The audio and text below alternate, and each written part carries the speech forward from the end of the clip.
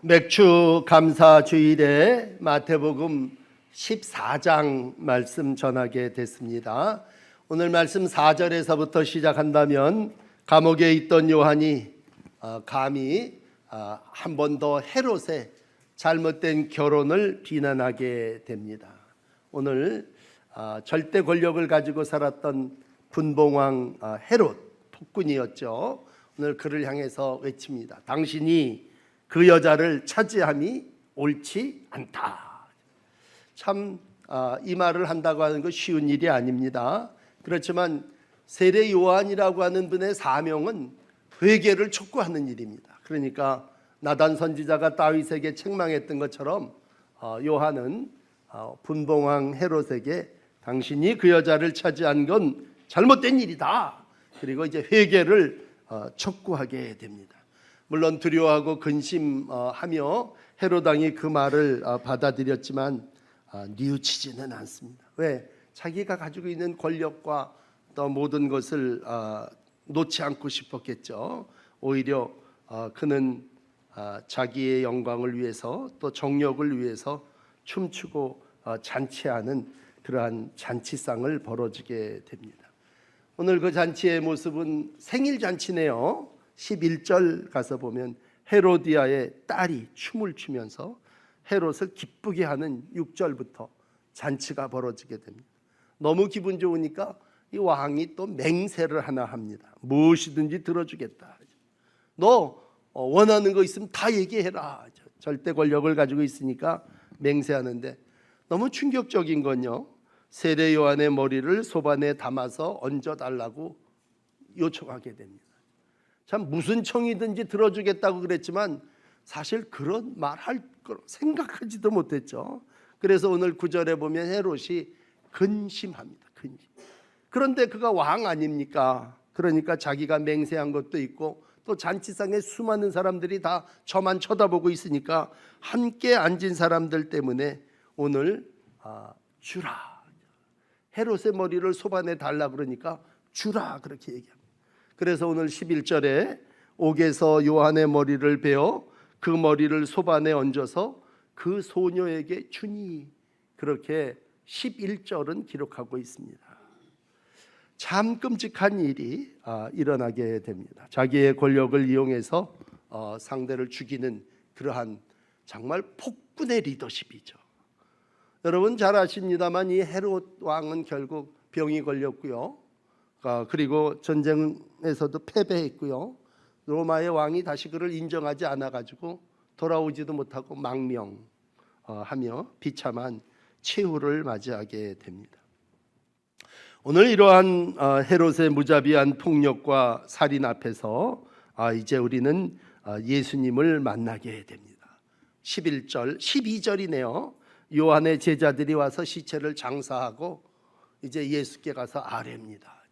장례를 다 마치고 예수께 아뢰었다는 얘기는 예수님이 그만큼 가까운 사람이었고 예수님에게 은근 기대하는 게 있었을 겁니다. 예수님 정도라면 저 헤롯을 좀 어떻게 해결할 수 있지 않았을까라고 하는 미말의 기대를 가지고 예수께 아뢰게 됩니다. 요한의 죽음은 우리 예수님에게 굉장한 충격이었을 거예요. 왜냐하면 가까운 친척이기도 했고 자기의 길을 예비하기 위해서 헌신 희생했던 그러한 동지이기도 했죠. 그렇다면 과연 예수님은 어떻게 하셨을까? 여러분 한번 생각을 해보십시다. 내가 가장 아끼고 사랑하는 사람이 목이 베갖고 소반에 쟁반에 얹어가지고서는 잔치상에 얹어지게 됐다면 과연 이러한 상황 가운데서 나라면 어떻게 할 수 있을까? 아마 100이면 100 다 분노하고 흥분하고 감정이 추스릴 수 없을 그러한 정도가 됐을 겁니다. 그런데 여러분 이제 뜻밖의 예수님의 모습, 우리가 믿고 우리가 따르는 예수님의 모습을 여러분에게 전해드립니다. 자, 본문 13절에 왔습니다. 예수께서 이 모든 사실을 다 들으셨습니다. 여러분 들었다면 뭔가 액션이 나타나야죠. 이제 예수님이 정말 헤롯이 이렇게 비참한 죽음을 당했다 그랬을 때 어떻게 하셨을까? 헤롯을 상대하지 않고 뜻밖이에요. 배를 타고 떠나가 버려요. 따로 빈 들에 가시게 됩니다. 참 어떻게 보면 도피한 거예요. 상황을 피하여 배를 타고 떠나가 버렸다. 빈 들로 가셨다. 그러니 먼저 서론이 깁니다만 좀 하나 정리하고 넘어가야 되는 건, 사람에게는 사명이 있어요. 세례 요한은 세례 요한으로서의 사명, 그는 외침이었습니다. 회개하라, 너 돌아와라. 그런 회개의 사명. 예수님의 사명은 이 땅에서 불의와 싸우기보다도 자신을 의로운 제물로 드려 세상을 구원하시는 사명이 있으실 겁니다. 그러니까 인간적인 그러한 여러 가지 슬픔, 또 사귀기 위해서 배를 타고 한적한 것으로 피하여 빈 들로 가시게 됩니다. 오늘 상황은 이러한 예수님을 여전히 사람들은 추종하고 따른다고 하는 것입니다. 배 타고 갔는데요, 사람들은 여러 거울에서 모여가지고 반대편 건너편으로 모여들게 됩니다. 오늘 13절 14절의 모습이 다 그 얘기인데, 큰 무리들이 빈들로 피하여 가신 예수님에게로 모여듭니다. 여기서 중요한 한 단어를 발견하죠. 예수님이 그 무리들을 보시면서 불쌍히 여기게 됩니다. 불쌍히 여긴다. 그리고 병자들을 고쳐주시게 됩니다. 여러분, 앞에도 말씀드립니다만 예수님은 자기를 잘 관리하신 분입니다. 우리 대부분 이 부분에 있어서 분노하고 흥분하고 폭발했다면 헤롯의 잔치상을 엎어버리는 거겠죠. 그리고 헤롯하고 맞서서 싸우다가 헤롯이 죽은 것처럼 같이 죽겠죠.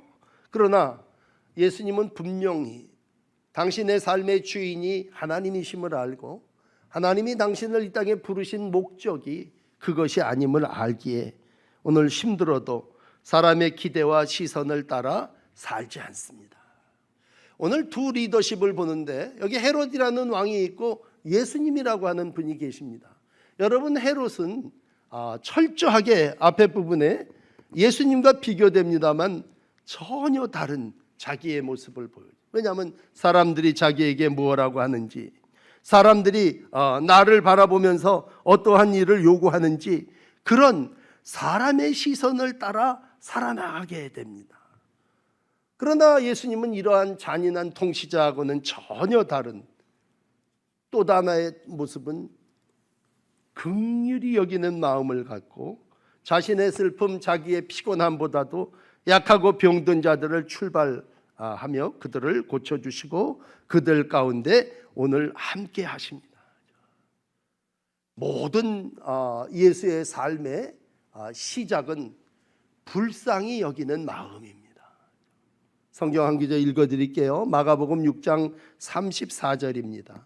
예수께서 큰 무리를 보시면서 이렇게 정리하십니다. 목자 없는 양 같음으로 인하여 불쌍히 여기사 이에 여러 가지로 가르치시더라. 참 중요한 것은 예수님의 불쌍히 여기는 마음입니다. 여러분, 늘 어떤 상황 가운데서든지 우리의 마음을 우리가 지키죠. 그건 상대를 바라보면서 불쌍히 여기는 마음입니다. 헤롯에게서 만날 수 없는 불쌍히 여기는 마음이 주의 심정, 주님의 마음입니다. 오늘도 맥주절을 살아나가시면서 먼저 여러분들의 마음속에 어떠한 분노 또 어떠한 흥분보다도 긍휼의 마음이 하나님이 여러분의 마음 가운데 함께 하시기를 축복합니다. 자, 상황이 하나 바뀌면서 날이 저물게 됩니다. 오늘 빈 들에 많은 사람들이 모여 있습니다. 오늘 여기서 우리는 또 하나 제자들의 모습을 보게 됩니다. 제자들은 오늘 빈들에서 먹을 것이 없는 사람들을 보면서 현실적인 대안을 하나 내놓습니다. 대책이 없습니다. 통제할 수도 없습니다. 이 사람들 뭘 먹여야 합니까? 그랬을 때 오늘 이들 스스로 먹을 것을 찾아서 동네에 가서 사 먹도록 우리 다 동네로 내려 흩어 해산시켜 버립시다. 이게 이제 제자들이 내놓은 처방. 비교적 우리가 생각할 때도 괜찮죠. 아니 이 빈들의 수많은 뒤에 5천 명이라고 얘기하는데 이 사람들을 어떻게 케어할 거냐라는 대책 없습니다. 그러므로 빈들에 먹을 것 없는 사람들이 사는 방법은 스스로 나가서 동네 가서 돈 주고 사 먹는 겁니다. 이게 오늘 우리가 가지고 있는 모습, 우리가 가지고 있는 생각이에요. 그런데 여러분, 중요한 건 우리 생각, 제자들의 생각이 아니라 오늘 예수님의 모습이죠. 아, 참 잘했다. 그래, 그렇게 하거라. 그렇게 얘기하실 뻔합니다. 그런데 예수님은 전혀 예상을 뒤엎고 16절 이어집니다. 이런 말씀을 하십니다. 그 사람들 갈 것 없다. 그러면서 이런 선언을 해요. 너희가 먹을 것을 주라. 제자들에게 야, 그 사람들 보내지 마. 너희가 먹을 걸 줘. 그 얘기는 뭐예요? 너희의 믿음을 보여줘라. 그런 얘기겠죠. 오늘 근심하고 걱정한다고 해결되는 게 아니기에 너희들이 먹을 것을 주어야 된다 라고 예수님은 말씀하시고 있습니다. 여러분, 우리 누굽니까? 예수 말씀 따라 사는 사람들입니다. 그러니까 예수님이 야, 아무개야, 네가 먹을 걸 좀 줘라 그랬을 때 우리가 할 수 있는 일이 뭐예요? 우리가 어떻게 해서든지 먹을 것을 줘야죠. 그런데 오늘 손에 뭐가 있습니까? 아마 서둘러서 거둔 사람도 있었겠지만 다행히 애 하나가 내놓은 여기 여러분 유명한 떡 5개와 물고기 2마리가 있습니다. 이건 수많은 무리들을 먹이기에는 정말 씨앗도 되지 않는 턱없이 부족한 것입니다. 머리 빨리 돌아가는 제자들은 또 계산했겠죠. 이 사람들을 먹인다고 하는 건 돈으로 친다면요 200데나리온 정도 드는 겁니다. 자, 머리 잘 돌아가죠. 200데나리온의 떡도 부족합니다. 이 얘기는 뭐야? 안 된다는 얘기죠.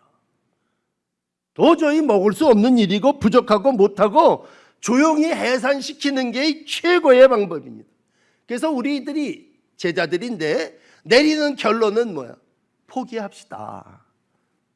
배고픈 현실 속에 준비 전혀 안 됐는데 뭘 어떻게 하겠다는 겁니까? 그런 얘기입니다. 이게 우리의 모습입니다.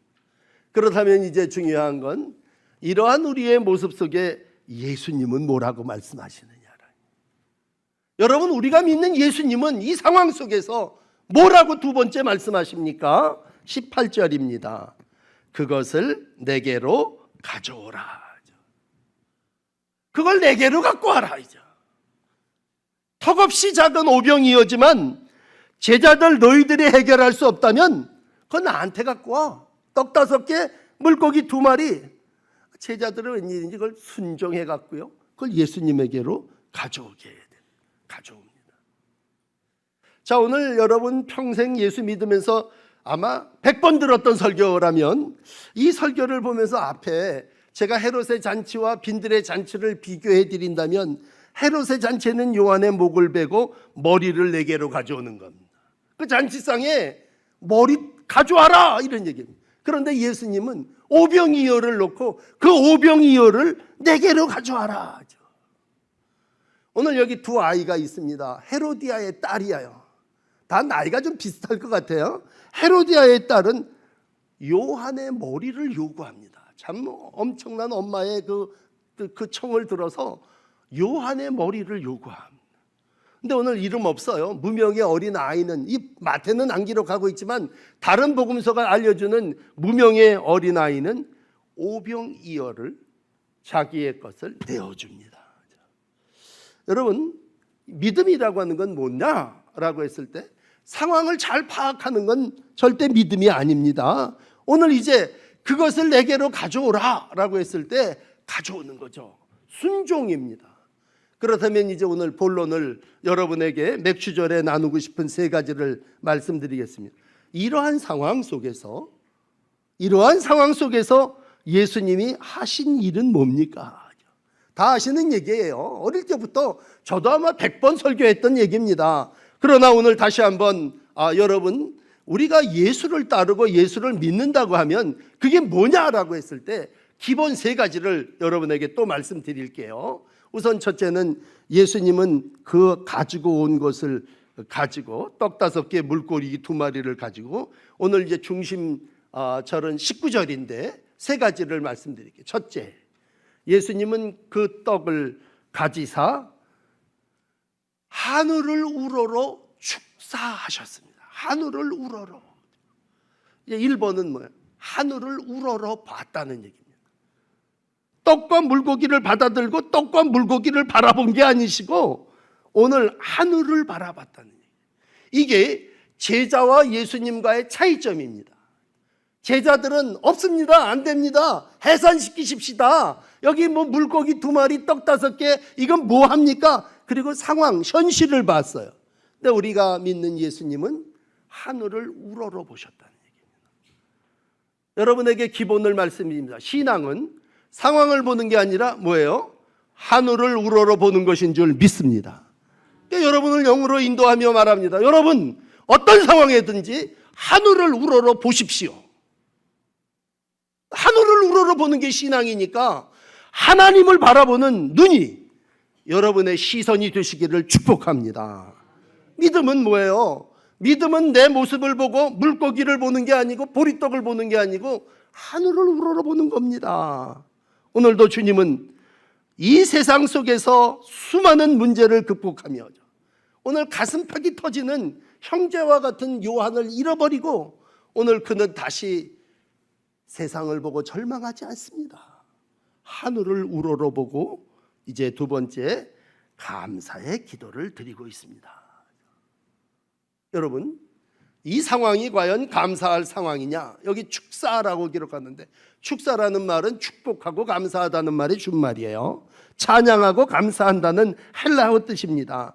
오늘 주님은 이 상황 속에서 하나님을 바라보고 그 하나님께 입을 열어 눈은 바라보고 입은 감사했습니다.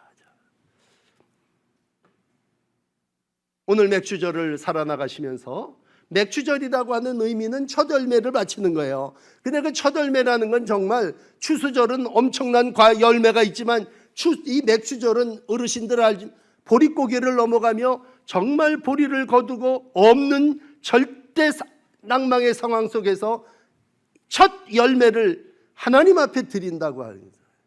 감사할 수 없는 상황에 드리는 제사가 맥주절이고 오늘 빈 들에서 쬐끄만 도시락 하나를 놓고 오늘 하나님 앞에 감사 기도를 드렸다. 그러면 여러분에게 또 부탁을 드립니다. 여러분, 어떤 상황에서든지 무슨 일을 만나셨든지 여러분의 자리에서 감사의 기도를 드리시기를 축복합니다. 우리가 살면서 뭐예요? 식사기도 안 하는 사람이 어디 있습니까? 여러분, 어떤 음식이든지 간에 사실 5천 명이 모여서 물고기 보리떡 앉혀놓고 감사 기도를 한다는 거 쉬운 거 아니에요. 이건 뭐 감사 기도 할 거리냐 이거. 그렇지만 신앙의 또 기본을 얘기합니다. 감사할 때 하늘의 문이 열리는 줄 믿습니다. 신명기가 우리에게 복을 주신다면 누구에게? 감사하는 자에게 하늘의 문을 열고 우리 하나님이 축복하십니다. 오늘도 삶의 자리에서 축사했다고 하신 예수님을 따라 어떠한 상황 속에서든지 감사와 찬송으로 하나님께 영광 돌리십시오. 3번째, 예수님이 하신 모습을 나누겠습니다. 하찮은 거예요. 그걸 또 예수님은 떼어서 나누어 주십니다. 그러니까 첫째, 눈으로 하나님을 바라보고 입으로 감사하시더니 손으로는 그 떡을 그게 뭐라고 떼어갖고 제자들에게 주고 제자들은 또 그걸 무리들에게 줍니다. 이 19절이 좀 길어요. 여러분, 마지막 보면 떡을 떼어 제자들에게 주심에 제자들이 무리에게 주다. 결국 나눔이죠. 작은 거죠. 정말 하찮은 거지만 가지고 있으면 있는 그대로일 뿐이 없지만 감사하고 나누게 됩니다. 무리에게 주게 됩니다. 오늘 이 3가지는 우리의 신앙의 모습입니다. 여러분 살면서 늘 하늘을 바라보시고 감사하시고 작은 거지만 떼어 나눔의 삶을 살아나가시는 맥주절이 되시기를 축복합니다. 난 이 사람 정말 행복한 사람이라고 봐요. 정말 하나님께서 누가 행복한 사람이냐 그랬을 때 상황을 바라보지 않고 하늘 바라본 사람 행복하지 않겠습니까? 어떠한 상황 속에서든지 입을 열어 감사하는 사람 행복한 사람 아닙니까? 하찮은 건데 그거 가지고 옛날 어른들 콩 한 쪽도 나누라고 아니 콩 한 쪽인데 그거 나누면 그 사람 행복한 사람 아닙니까? 이 행복이 여러분의 삶 속에 실천되시기를 바랍니다. 그게 뭐예요? 날마다 감사의 신앙을 사는 사람입니다. 마지막까지 죽는 순간까지죠. 예수님의 죽음에 대한 두 예를 하나 들어드리면 요한복음 11장에 보시면요, 예수님 굉장히 좋아했던 나사로의 집에 신방 가게 됩니다. 죽었습니다. 이유가 뭔지는 모르겠습니다만 나흘 됐어요. 그걸 그 사람들은 뭐라고 표현합니까? 냄새 납니다. 냄새 난다는 건 뭐야? 이젠 소망이 없어졌으니까 빨리 묻어야 된다는 거죠. 근데 오늘 그 죽음 앞에 예수님은 이렇게 처방하십니다. 요한복음 11장 40절입니다. 네가 믿으면 하나님의 영광을 보리라 하지 않았느냐 하시면서 돌을 옮겨 놓습니다. 그리고 오늘 오병이어로 앞에서 행하신 것처럼 똑같이 행동하십니다. 41절 눈을 들어 우러러 보십니다. 그리고 입을 열어 아버지여 내 말을 들으신 것을 감사하나이다. 무덤 앞에서 하늘을 우러러, 무덤을 본 게 아니고 하늘을 우러러 봤다니까요. 그리고 오늘 죽은 시체 앞에서 내 말을 들으신 것을 감사하나이다. 여러분 아시는 대로 냄새나고 죽은 지 나흘 된 벌 일어나서 살아났지 않습니까? 또 하나의 사건을 소개해 드린다면요, 예수님이 십자가 지시기 전날 마지막 밤에 그 제자 12를 다 불러 모으고 우리가 아는 만찬, 최후의 만찬을 하지 않습니까? 누가복음 22장 19절입니다. 오늘 야 떡 가져와라. 그리고 사례, 뭐 똑같은 말이에요. 축사나 사례나 감사나 사례, 감사 기도하시고 그 말이 더 그 떡을 가져 감사 기도하시고 떼어 그들에게 주며 너희를 위하여 주는 내 몸이다. 너희가 이를 행하여 기념하라. 그러면서 일어나 찬미하고 감사하며 감람산 믿음의 역사를 이루기 위한 마지막 삶을 이루어 가신 분이십니다. 여러분, 유명한 오병이어의 기적으로 5,000명을 먹인 오늘 수없이 많이 들어왔던 설교, 최후의 만찬에서 12명을 앉혀놓고 감사 기도하고 자신의 몸을 떼어주셨던 이 모습, 이게 다 뭐예요? 우리의 삶 속에서 예수 믿기 때문에 함께 공유, 경험해야 될 사건들입니다. 이 맥주절 아침에 사랑하는 성도 여러분, 감사 기도를 드린다면 여러분의 삶의 자리가 빈들이고 여러분이 지금 가장 가까운 사람을 잃어버렸다고 하는 아픔 가지고 계시지만 절대 그 자리가 절망과 공허와 실패의 자리가 아닙니다. 많은 무리들이 따라왔지만 오늘 그들이 경험한 건 뭡니까? 실패한 예수님, 가슴 아파하는 예수님을 만난 게 아니고 하늘잔치의 주인공으로 자신을 떼어 떡으로, 생명의 떡으로 나누어 주시는 예수님을 만난 겁니다. 잘하는 얘기 하나, 너무 편안한 얘기 하나 합시다. 여러분, 잘 될 때 감사하는 건요, 안 믿는 사람들도 하는 겁니다. 그건 이방 것들도 다 잘 될 때 감사하는 거예요. 그러면 하늘 백성 거룩한 예수를 믿는 우리는 누구냐? 그건 자기의 가장 가까운 세례 요한이 목이 잘려 상해 놓고 어려움을 당하는 정말 힘든 상황 속에서 빈들에서 찾아보고 먹을 거라고는 눈을 씻어도 볼 수 없는 그곳에서 감사하는 예수님을 내 안에 모시고 나도 그렇게 살기를 애쓰는 삶입니다. 여러분, 그러므로 어떠한 상황 속에서든지 맥주 신앙을 기억하시면서 하나님께 감사하시기를 축복합니다. 왜? 결과를 하나 말씀드리고 끝냅시다. 왜 감사해야 돼요? 오늘 20절의 결과가 뭐예요? 그랬더니요, 다 배불리 먹고 남은 조각 12바구니에 차게 거두어 드립니다. 감사는 은혜이기 때문에 그렇습니다. 감사는 축복이기 때문에 감사하자는 겁니다. 여러분, 오늘 다 배불리 먹었습니다. 남은 조각이 12조각이요. 제자들이 이 사람 저 사람 다 거두어 드리지 않겠습니까? 너무 작은 거지만 이 작은 게 뭘 할 수 있을까? 그러나 거기에 예수님이 계시면, 주님을 바라보면 여러분 놀라운 은혜의 역사가 이루어진 줄 믿습니다. 헤롯의 리더십은요, 다른 사람을 죽이는 거였죠. 그리고 오늘 예수님의 리더십은 뭐예요? 오늘 자신을 떼어 모든 이들에게 춤으로 생명의 떡으로 모든 사람에게 풍성함을 주는 것입니다. 오늘 정치하는 사람들은 공포정치라는, 공포정치, 그게 뭐예요? 목을 베어 놓고서는 너희들도 내 말 안 들으면 이렇게 된다, 그 얘기 아닙니까? 그러니까 무작위한 폭군이요, 그 결과는 끝입니다. 그런데 오늘 뭐예요? 예수님은 어떤 분이십니까? 긍휼히 여기시는 자비의 정치죠.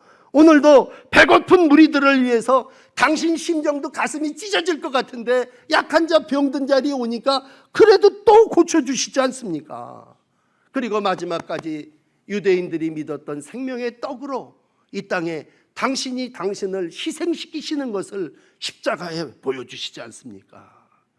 오늘 이 기적, 이 역사를 이룬 후에 저녁 때 예수님은 다시 누가복음 6장으로 설명된 제자들을 불러 모아주셔요. 따로 불러 모읍니다. 그리고 예수님이 이런 말씀을 요한복음 6장 35절에 합니다. 예수께서 가라사대 나는 생명의 떡이니 내게 오는 자는 결코 줄이지 않고 나를 믿는 자는 영원히 목마르지 아니하리라. 나 줄이지 않게 해줄 거고 목마르지 않게 해줄 거다. 당시 사람들은요, 예수님을 따라올 때 이유는 두 가지였어요. 첫째, 병든 사람이 병 고치기 위해서 따라왔어요. 둘째, 귀신 들린 사람이 어떻게 이 귀신에서 쫓아주실까 생각했어요. 예수님을 먹거리를 주는 분이라고는 생각하지 않았어요. 그러므로 이 사람들도 빈들에서 우리가 예수님에게 뭘 얻어먹을까 그런 생각 1도 안 했어요. 그렇지만 예수님은 오늘 긍휼이고 자기에게 오는 모든 사람들을 그냥 보내시는 분이 아니시기에 오늘도 주님은 그 빈들이 풍성한 잔치상이 되게 해주신 분이시죠. 이건 헤롯의 생일 잔치상하고 비교할 수 없는 하나님이 우리 가운데 베푸시는 은혜로 충만한 잔치 모습입니다. 일찍이 이사야는 미리 예언했어요. 앞으로 이사야 49장 9절이죠. 길에서 먹겠고 헐벗은 산에서도 풀밭이 있을 것인즉, 잔디에 다 앉혀놓고 헐벗은 산에도 풀밭이 있을 것인즉 줄이거나 목마르지 아니할 것이며 더위와 볕이 그들을 상하지 아니하리니 이는 그들을 긍휼히 여기시는 이가 이끌어 샘 근원으로 인도하기 때문이다.